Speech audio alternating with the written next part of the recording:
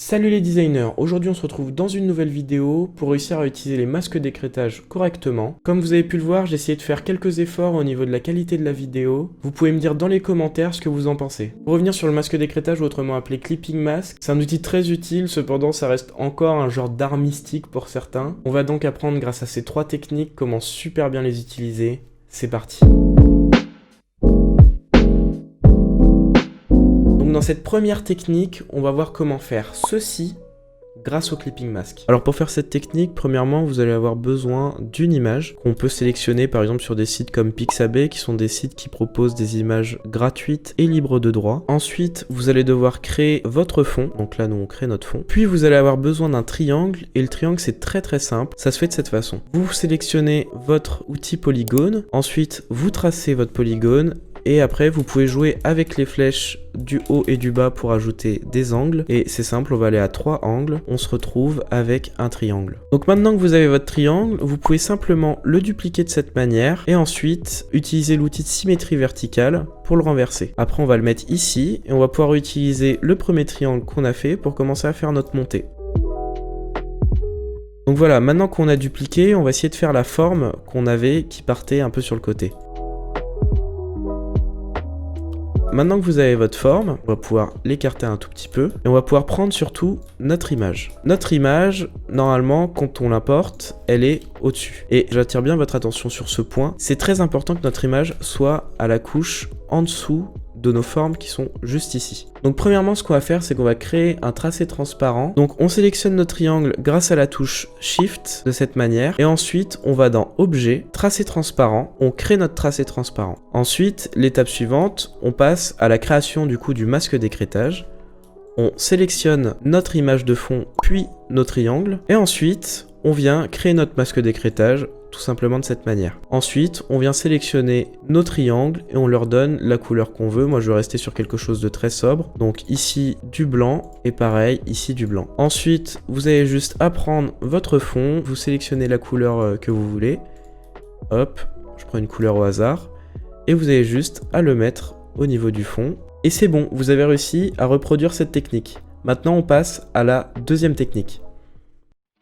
Donc dans cette deuxième technique, on va voir comment faire ceci grâce au masque d'écrêtage. Donc la première étape qu'on va devoir faire, c'est sélectionner notre outil texte et toujours aussi avoir notre image de fond. Maintenant, on vient créer notre texte et on marque un texte au hasard. Donc moi, le texte que j'avais choisi, c'était « Bonjour, monsieur ». Donc maintenant, vous avez juste à redimensionner votre texte. Une fois qu'il est redimensionné, vous le passez sur votre image. Évidemment, notre image reste toujours en arrière-plan et vous avez simplement à créer votre masque d'écrêtage. Et maintenant, pour que notre image ressorte un peu plus, on vient sélectionner notre outil rectangle pour créer un fond. Donc ensuite, on donne une couleur à notre fond et ensuite, on vient mettre notre fond en arrière-plan en le sélectionnant, puis en allant dans Disposition, puis en allant dans Arrière-plan. Donc maintenant, comme vous pouvez le voir, notre texte ressort et ça nous permet de pouvoir le modifier sans problème. Donc là, si je veux marquer tout simplement « Bon monsieur », je peux même revoir les couleurs pour faire en sorte qu'il sorte un peu plus du fond. Maintenant, on passe à la troisième technique. C'est parti. Donc maintenant, on se retrouve sur Illustrator pour utiliser la troisième technique qui va principalement nous permettre de couper des ombres. Donc premièrement, vous devez toujours avoir votre fond photo, mais pour l'instant, nous, on va le mettre de côté. Donc vous allez venir choisir votre forme, donc moi c'est un carré, et ensuite la créer. Et on va lui mettre un contour de 40. Donc maintenant que votre carré est fait, vous allez tout simplement le sélectionner et on va venir vectoriser les contours en allant dans Objet, Tracer, Vectoriser les contours. Ensuite, ce que nous allons faire, c'est qu'on va tout simplement dupliquer notre carré. Notre carré étant dupliqué, nous allons pouvoir venir le sélectionner et utiliser l'outil concepteur de forme et venir supprimer la partie noire en appuyant sur Alt et faisant clic gauche.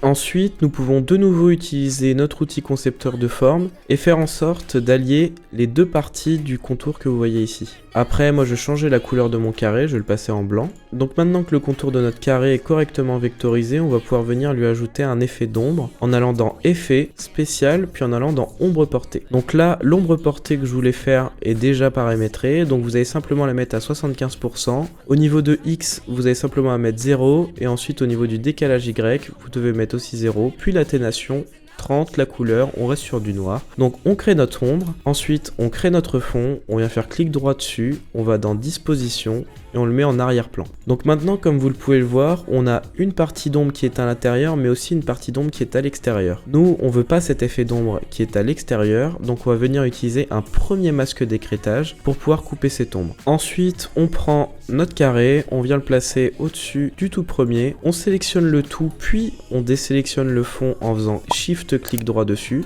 Et ensuite, vous pouvez tout simplement faire CTRL 7 pour créer un masque d'écrêtage. Donc maintenant, comme vous le voyez, on a notre effet d'ombre à l'intérieur, mais pas à l'extérieur. On va pouvoir venir prendre notre image, l'agrandir de cette manière, et on va simplement venir créer un carré au-dessus de cette manière-là. Puis on sélectionne notre image, le carré qu'on a mis au-dessus, et on recrée un masque d'écrêtage. On vient mettre notre image en arrière-plan. Je vais changer la couleur du fond. Donc maintenant, en changeant la couleur du fond, on voit bien notre effet d'ombre, et on voit bien notre image qui est bien rognée.